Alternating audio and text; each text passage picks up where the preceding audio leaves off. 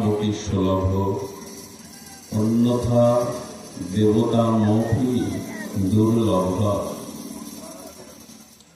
কলিযুগ পাবন অবতার পরম প্রেমময় প্রেম পরতত্ত্ব সীমা রাসবিলাসীর চরম পরিণতি রাসবিলাসীর চরম পরিণতি প্রেম বিবর্ত বিলাস শ্রীমূর্তি পরম করুণা বরুণালয় অখিল পরাৎপর ভক্তবৎসল অকারণ করুণা বরুণালয় শচীনন্দন নদিয়া বিহারী শ্রী শ্রী গৌরহরি পরম পাবন পতিত উদ্ধারণ পতিত তারণ প্রেম চিন্তামণি দাতা শিরোমণি পরম কারণী পরম দয়াল শ্রী শ্রী ললিতাই চাঁদের মহানুকম্পায় শ্রী শ্রী গান্ধার্বিকা গিরিধারী রহি তুতি করুণায় আজ শ্রী শ্রী হরিবাসর মহাতিথি, আজ মাধব তিথি ভক্তি তিথি। এই পরম পাবনী তিথিতে আজ এই হরিকথার শুভারম্ভে প্রারম্ভে অস্মদীয় পরম আরাধ্য শ্রী গুরুপাদ পদ্মে শ্রী গুরু চরণারবিন্দে পরাধ্য কোটি দণ্ডবত প্রণতি। দীর্ঘক্ষণ যে সকল মহাপ্রভুর প্রিয় অনুরাগী ভক্তগণ, সজ্জনগণ, সাধুজন, মহন্তজন, জ্ঞানীজন, সুধীজন, শ্রদ্ধাশীলা ধর্মশীলা দেবী মূর্তি, দেবী শক্তি মাতৃগণ, সকল ভক্তচরণে সশ্রদ্ধ দণ্ডবত প্রণতি। আমাদের ভাগবতের প্রসিদ্ধ অনন্য টিকাকার ছিল শ্রীধর গোস্বামী পাদ। তিনি বলছেন, ভক্তি মাত্রেণ পশুনামপি সুলভ। ভক্তি মাত্রেণ পশুনামপি সুলভ। আর কি বলছেন, অন্যথা দেবতা মপি দুর্লভ। আমরা ভগবত ভক্তির দ্বারা একটি পশু ভগবত প্রাপ্তি সুলভ, কিন্তু দেবতা হয়েও যদি তার ভিতরে ভগবানের অকৈতকী ভক্তির নিতান্ত অভাব থাকে, তবু দেবতা মপি দুর্লভ। সেই দেবতার পক্ষেও ভগবত প্রাপ্তি দুর্লভ। গ্রন্থকার তার টিকাতে এখানে জানাচ্ছেন, আমাদের প্রয়োজন ভক্তি, আমাদের প্রয়োজন মহাপ্রভুর প্রয়োজন তত্ত্ব প্রেম বলেছেন। আজ এই প্রয়োজন তত্ত্ব নিয়ে সামান্য আমাদের সাক্ষাৎকার বা আলোচনা। সুধীজন, মানুষের জীবনে প্রয়োজন আমাদের আধ্যাত্ম বেদ বেদান্ত শ্রুতি স্মৃতি পুরাণ। মানুষের মূল প্রয়োজন চারটি বলেছেন। সেই চারটি হল আপনাদের সকলেই আপনারা জ্ঞাত কর্তব্য: ধর্ম, অর্থ, কাম এবং মোক্ষ। এই ধর্ম, অর্থ, কাম, মোক্ষ, এই পুরুষার্থ চতুষ্টয় মানুষের প্রয়োজন। এটি শরণাগত সুদূর অতীত থেকে নিখিল শাস্ত্র বেদ বেদান্ত এটাই প্রয়োজন বলেছেন। কিন্তু ধ্যান দেওয়ার বিষয় হলো, আমাদের জানবার বিষয় হলো, প্রথমে কিন্তু ধর্ম শব্দ এসেছে। ধর্ম, অর্থ, কাম, মোক্ষ, আমরা যদি একটু গভীরে আমাদের দৃষ্টিভঙ্গিকে, আমাদের বিচারকে নিয়ে যাই, তাহলে প্রথমে কিন্তু অর্থের কথা বলেনি, প্রথমে কিন্তু প্রয়োজনে কামনার কথা বলেনি, প্রথমে বলেছেন ধর্ম, আর বিশ্রামে বলেছেন মোক্ষ বা মুক্তি। আমাদের জীবনে এই প্রয়োজনের প্রথম প্রয়োজন ধর্ম, এটাকে ধারণ করেছি আমরা। বর্তমান পারিপার্শ্বিক বিশ্বের দিকে তাকিয়ে দেখুন, অর্থ জীবনে আমরা যতটা প্রয়োজন মনে করি, ধর্ম ততটা প্রয়োজন মনে করি না। আর পৃথিবীর সমস্যা বা সংকটের এখান থেকেই সৃষ্টি। যদি মনে করেন অর্থ ছাড়া জীবন অচল, অর্থ ছাড়া জীবনের মৌলিক চাহিদা পূর্ণ হওয়ার নয়, অর্থহীন ব্যক্তি ভিখারি, কাঙাল, পর করুণার কৃপাপাত্র, তাই যদি হবে, তবে বিশ্বের অনন্য ধনীগণ কি সুখে আছেন, শান্তিতে আছেন? মানুষ সর্বোপরি শান্তি চায়, ঐকান্তিক সুখ চায়। এটা সকল প্রাণীর ঐকান্তিক চাওয়া, আমি শান্তি চাই, আমি সুখ চাই। অর্থের দ্বারা যদি শান্তি বা সুখ মানুষ প্রাপ্ত হতো, তাহলে পৃথিবীর অন্যতম শ্রেষ্ঠ ধনীদেরও অশান্তি স্পর্শ করত না। অর্থাৎ ধনের দ্বারা বাস্তবিক বস্তু পাওয়া যেতে পারে, গাড়ি, বাড়ি, সুন্দরী, রমণী, বৃত্ত, বৈভব, কিন্তু তার দ্বারা শান্তি ধরা দেবে, এটা বলার উপায় নেই। পৃথিবীর অন্যতম শ্রেষ্ঠ ধনী বিল গেটসেরও সংসার ভাঙে।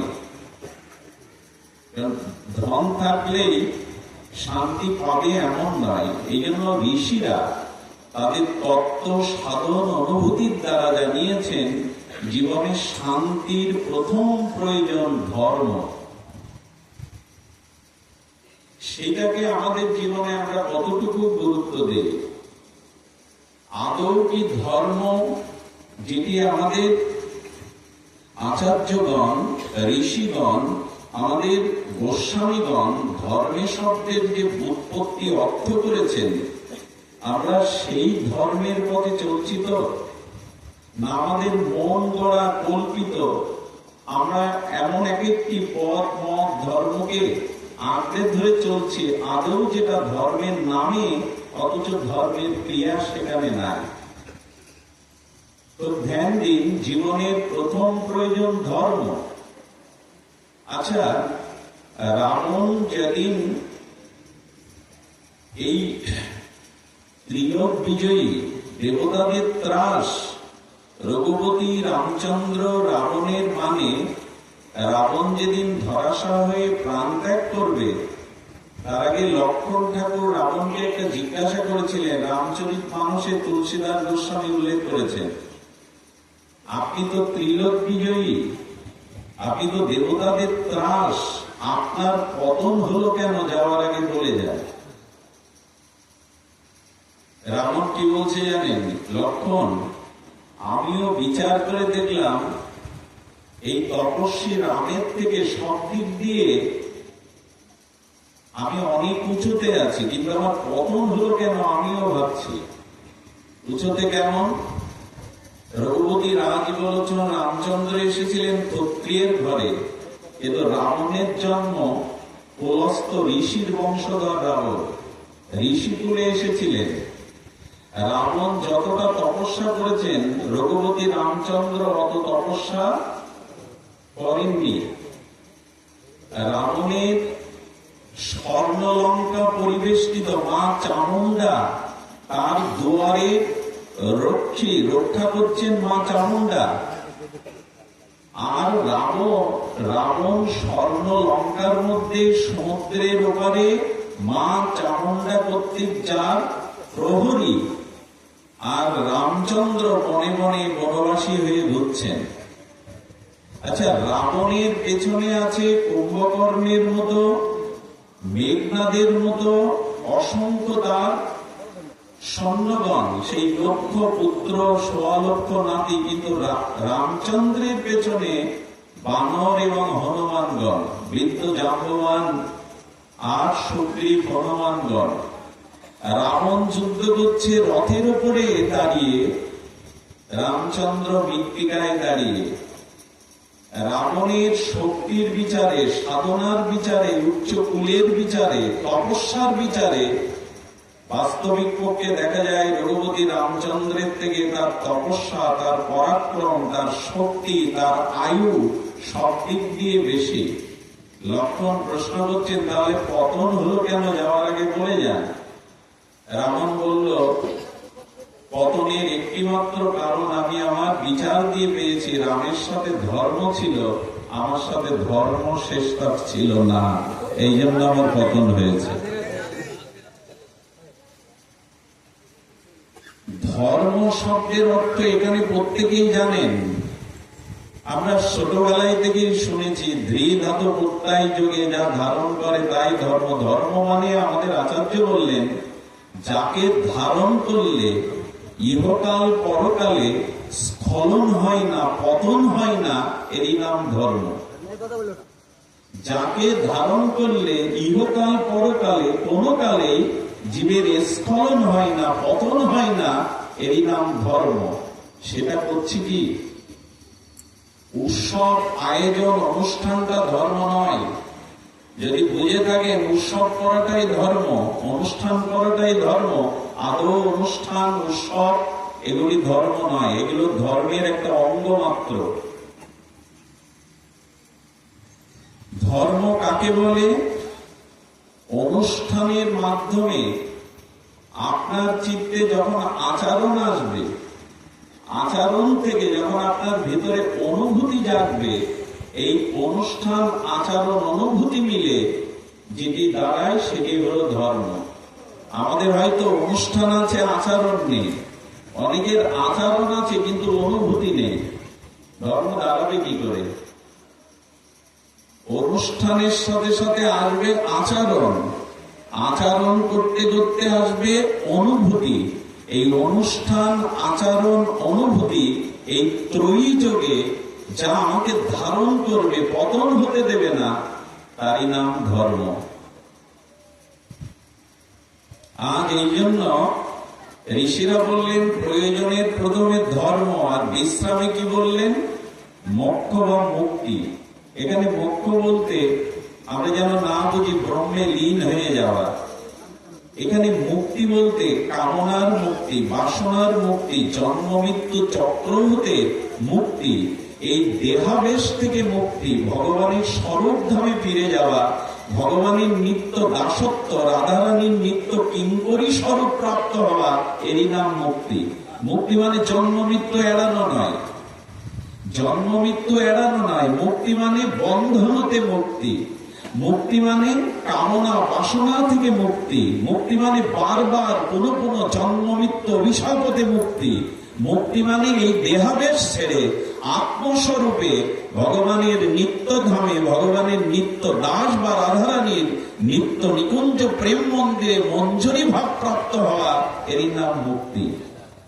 এর মাঝখানে রাখা হয়েছে অর্থ এবং কামকে।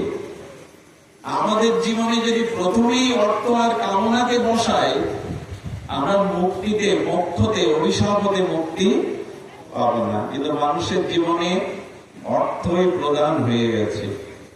আমাদের এক আচার্য বলেছিলেন, অর্থের পেছনে মানুষ যে পরিশ্রম দেয়, তার বিচার দেয়, তার পরিশ্রম দেয়, সময় দেয়, এর এক অংশ সময় যদি আন্তরিক ভাবে ভগবান ভজনে দিত, তবে অর্থ না পেলেও সে ভগবান পেয়ে যেত। মানুষ কৃষিকাজ করুক, ব্যবসা করুক, চাকরি করুক, 10 ঘন্টা সে অর্থ আয়ের পেছনে সময় দেয়, অথচ 2 ঘন্টা সৎসঙ্গ করার, ভজন করার জীবনে তার সময় নাই। কারণ অর্থটাকেই সে জীবনের প্রধান প্রয়োজন মনে করেছে। আর এই জন্য ধর্মকে বাদ দিয়ে, নিজের অত্যান্তিক কল্যাণ বা মুক্তি, এইটি উদ্দেশ্যকে, লক্ষ্যকে বাদ দিয়ে যারা অর্থ এবং কামনায় মেতে আছে, শাস্ত্র বলছেন তাদেরকে মনুষ্য পদবাচ্য বলা যাবে না। যারা শুধু অর্থ এবং কামনা নিয়ে পড়ে আছে, বললেন ধর্মহীনাবি পশুবি সমানা, তারা এখনো মনুষ্য স্তরে উঠতে পারেনি। যারা অর্থ এবং কামনা নিয়েই ব্যস্ত, তারা মনুষ্যত্বের পরিচয় এখনো দিতে পারেনি। দুর্লভ দেবদুর্লভ মানুষ হওয়ার মতো, মনুষ্যত্ব অর্জনের মতো পরিচয় এখনো তিনি দিতে পারেননি। তাই আপনাদের কাছে অনুরোধ করব, জীবনের প্রয়োজন, এই প্রয়োজন তত্ত্ব আমাদের আগে ধর্মকে বসাতে হবে। আর ধর্ম মানে তাই স্বামীজির সেই বিখ্যাত উক্তি, যে আচরণের যে অনুভূতির দ্বারা আমার মধ্যে পশুত্বকে অবদমিত করে আমি মনুষ্যত্বে উত্তীর্ণ হতে পারি, আর মনুষ্যত্বকে আমি দেবত্বে উত্তীর্ণ হতে পারি, এরই নামই হলো ধর্ম। সুধীজন, আপনারা জানেন ভক্তি মাত্রেন পশুনা মপি সুলভ, কথাটি শ্রীধর্মত বলেছেন, ভাগবতের বিখ্যাত টিকাকার। আপনার মনে করুন সীতাহরণ হচ্ছে, ওই সময় দেবতারা দেখেনি? কথা বলবেন, দেবতারা দেখেছিল কিনা? দেবতারা তো অন্ধ না। মা জানকী হরণ হচ্ছে, সীতাহরণ হচ্ছে, দেবতারা দেখেনি? আচ্ছা, ওই তপবনে যে ঋষিমুনি ছিল তারাও তো দেখেছিল, কিন্তু সীতা উদ্ধারে এগিয়ে আসেনি কেন? আচ্ছা, কুরুক্ষেত্রে সেই হস্তিনাপুরে পিতামহ দেবব্রত ভীষ্ম, যার তেজবিক্রমে সূর্যের গতিকেও রক্ষার ক্ষমতা রাখেন, যেখানে গুরু দ্রোণাচার্য, সেখানে এত বড় একটা কুলবধূ সতীর অপমান হচ্ছে, ওরা নীরব কেন? সমাজে যখন, বিশ্বে যখন ভীষ্মের মতো ব্যক্তিগণ, দ্রোণাচার্যের মতো ব্যক্তিগণ, সীতাহরণে যখন দেবতাগণ ঋষিগণ নীরব থাকেন, তখনই তো সীতাহরণ হয়, তখনই তো দ্রৌপদীরা লাঞ্ছিত হয়, তখনই তো কুরুক্ষেত্র বা লঙ্কা কাণ্ডই সৃষ্টি হয়। আজ ঠিক পৃথিবীতে তাই হচ্ছে। যাদের শক্তি আছে, যাদের জ্ঞান আছে, যাদের বিদ্যা বল আছে, তারা সমাজের অনৈতিক কাজে সাহস করে উৎসর্গিত হয়ে তার প্রতিবাদ করছে না, নিজেকে বাঁচানোর জন্য সকলেই ব্যস্ত। রাবণের সামনে যাব, সেদিন ঋষিরা দেবতারা কেউ এগিয়ে আসেনি।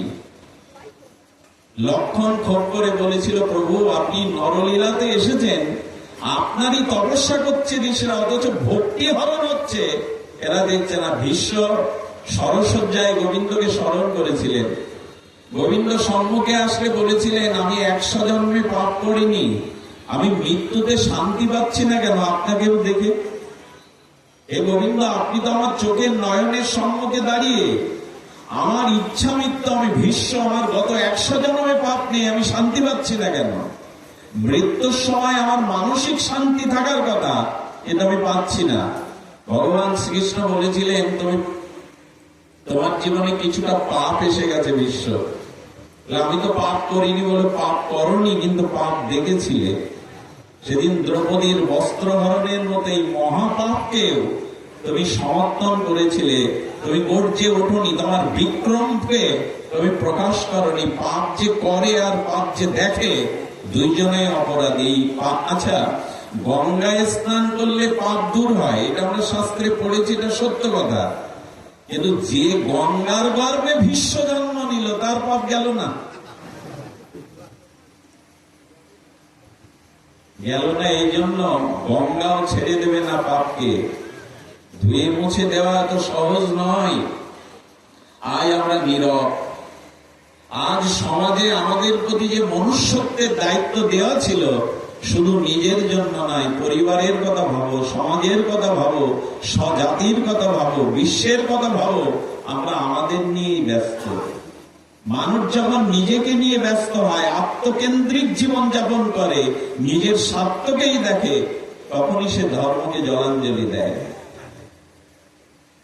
নিজে ভালো থাকার নাম ধর্ম নয়, নিজের আত্মকেন্দ্রিক জীবনযাপন ধর্ম নয়। ভক্তি কাকে বলে দেখুন, সেদিন একজন এগিয়ে এসেছিল, দেবতা না, ঋষি না, গৃধ, জটায়ু। এসেছিল না সীতা উদ্ধারে? সে তার বিবেকের কাছে প্রশ্ন করেছিল, রাবণ যতই শক্তিশালী হোক সে অধর্ম করছে, আর আমি ধর্মের পক্ষে দাঁড়াবো। আমি বলের বিচার করব না, সামর্থ্যের বিচার করব না, আমি দাঁড়িয়েছে ভক্তি রক্ষা করা আমার দায়িত্ব। একটি পক্ষী হয়ে, গৃহীত হয়ে তার এই বিবেকে সেদিন সে সামনে দাঁড়িয়ে এলো, দাঁড়াও দুষ্ট রাবণ, পর স্ত্রীকে ভক্তিকে হরণ করা ধর্মের কাজ নয়। আপনারা জানেন, চঞ্চুর আঘাতে রাবণ রথ থেকে পড়েও গিয়েছিল। তাকে বলা হয়েছিল এই সময়ের চোখগুলো তুলে নাও। জটায়ু বলেছিল, একজন মূর্ছাগত প্রাণীকে আঘাত করা শাস্ত্র অনুমতি দেয়নি। তার পাখনাটা যখন কেটে নিল, মমস্য অবস্থায় পড়ে রয়েছে, তার স্বজাতি পাখিরা এসে বললে, কেন রাবণের সাথে লড়তে গেলে? তুমি যেখানে দেবতাদের ত্রাস, ঋষিমণি এলো না, দেবতা এলো না, তুমি কেন জীবন দিতে গেলে? বলো, ধর্মের জন্য, ভক্তির জন্য জীবন দেওয়াই তো আমাদের বৈদিক আদর্শ, আমাদের ধর্মের আদর্শ। একথা আমরা মনে করি। সুধীজন, তখন জটায়ুকে বলা হচ্ছে, এখন পাখনা কেটে মরো বসে বসে, এখন তো আর উড়িয়ে যেতে পারবে না, যেখানে তীর্থ আছে, ভগবান আছেন, সাধুগণ আছেন। জটায়ু তখন হেসে বলেছিল ব্যথার মধ্যেও, আমি ভক্তি রক্ষার জন্য পাখনা হারিয়েছি, এখন আমার দায়িত্ব না ভগবানের কাছে যাওয়া, ভগবানের দায়িত্ব আমার কাছে আসা।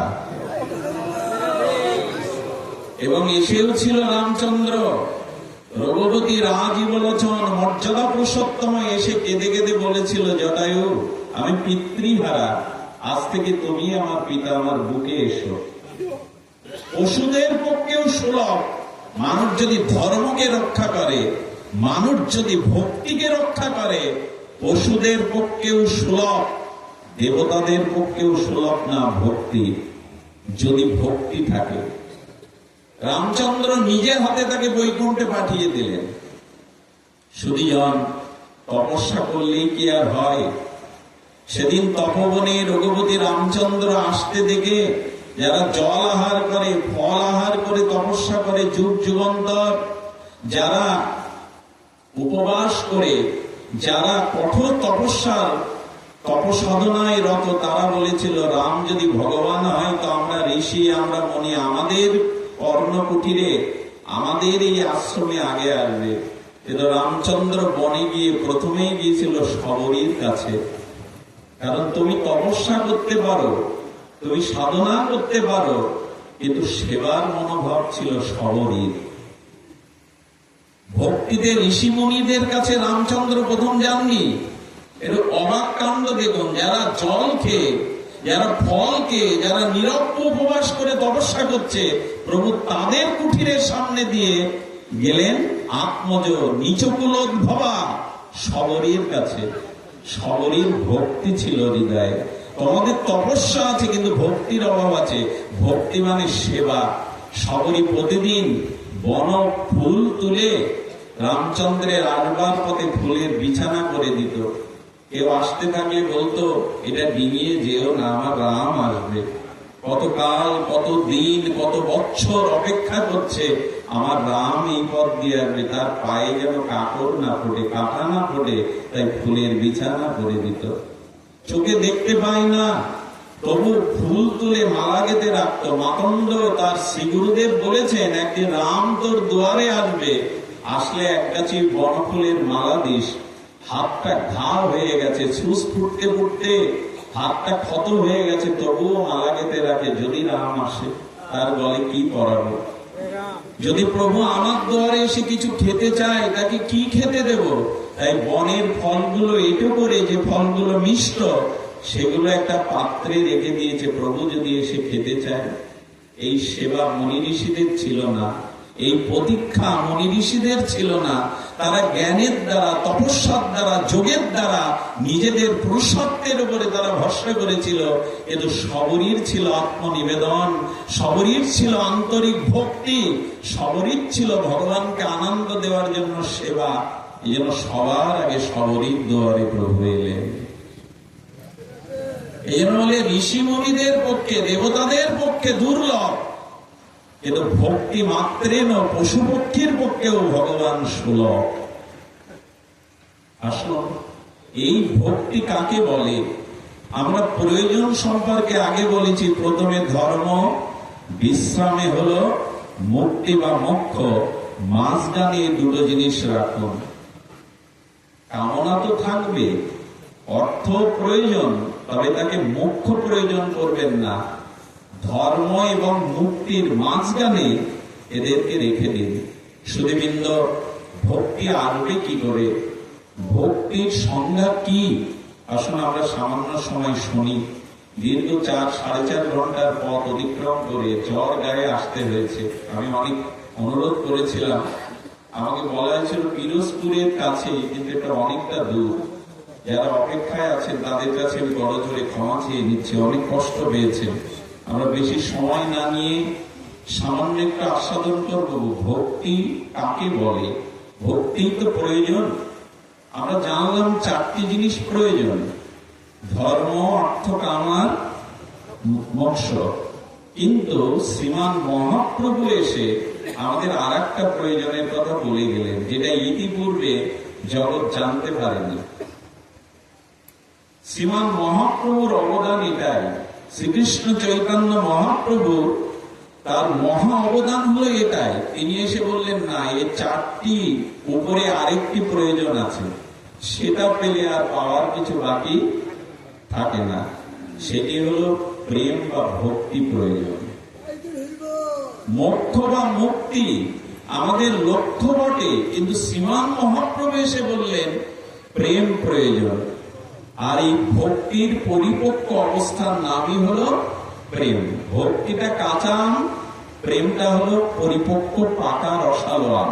এই তো ভক্তির পরিপক্ক দশার নামই হলো প্রেম। এখন মহাপ্রভু জানালেন পঞ্চম পুরুষত্ব প্রেম প্রয়োজন। মহাপ্রভু আমাদের প্রয়োজন জানাচ্ছে, যে পঞ্চম পুরুষত্ব প্রেম প্রয়োজন। এই প্রয়োজন নিয়েই আজকের আমাদের আলোচনা, সাক্ষাৎকার। প্রেম কাকে বলে? খুব ধ্যান দিতে হবে, খুব ধার্মিক কথা। প্রেম কাকে বলে খুব সহজ করে যদি মহাজনের বাণী নিয়ে আমরা বললেন,